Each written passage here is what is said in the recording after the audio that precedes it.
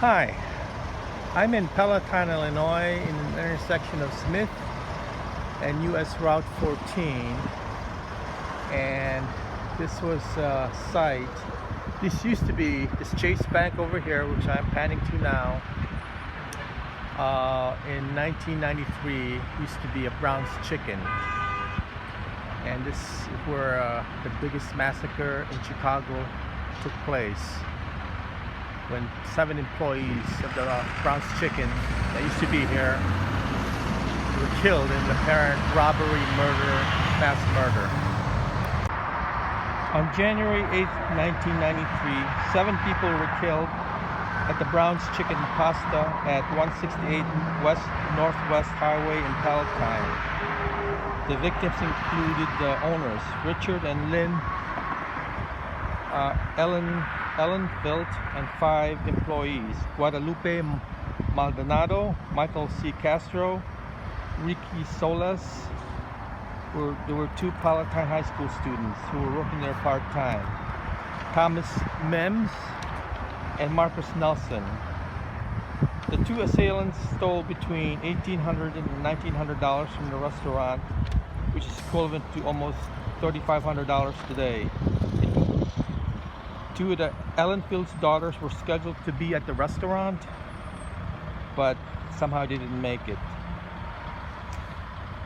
And here's the surrounding area. I remember this case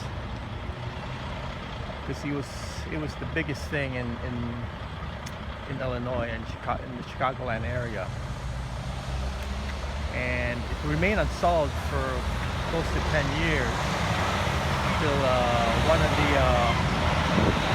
assailants' girlfriends confessed to police that her boyfriend committed the crime along with another gentleman. 2 suspects, James Luna and James Degorski. Juan Luna used to work here a while ago, and somehow the owners recognized him and let him in because they were closing down for the night. So they thought, oh, he's just gonna come in, just chat for a while and talk about old times, then he's gonna leave. So he brought his friend with him, James Degorski, and they robbed the place. First they ordered chicken, which they threw out. They ate a little bit, but they threw it out. And luckily, the police saved the evidence, the chicken, the fried chicken that they were eating, for later use. There was no DNA back in 1993. So after the crime took place, and they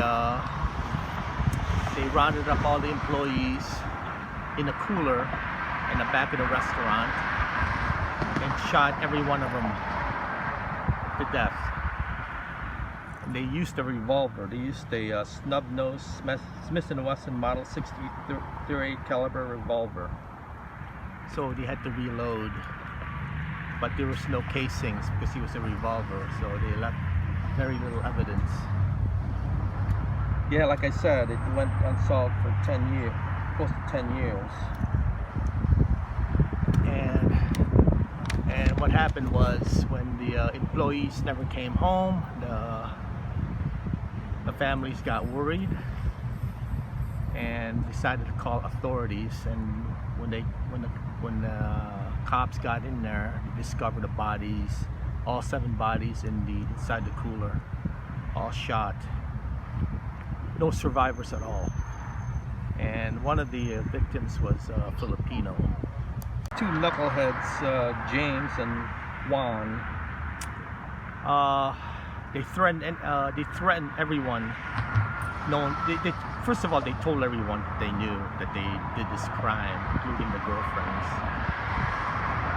But they threatened them that they would kill them if they ever tell the authorities, until one of the girlfriends got really scared and decided just to put him in. Glad they did. And they also proved that they were there from the fried chicken that they ate at the restaurant for DNA. So yeah, so they're in prison. They're in Statesville prison, both of them. serving life sentences.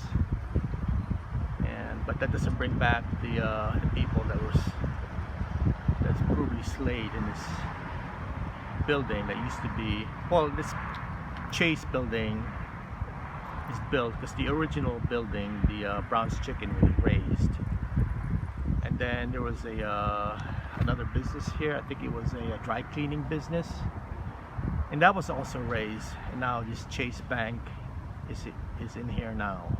I remember I went here, I had to come over here for a court date, and I went about a week when murders happened afterwards, and it was a snowy day, and this whole place was filled with flowers and mementos, remembering the victims. It was quite eerie, and I think I have pictures of it. I may have taken pictures of it, but I can't find them. Enough talk. I am gonna go inside this building right now.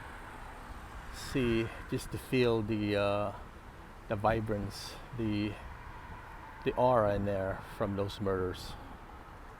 Now, this entranceway would have been the side of the building, the Brown's Chicken, back in '93. So the front would have been over there.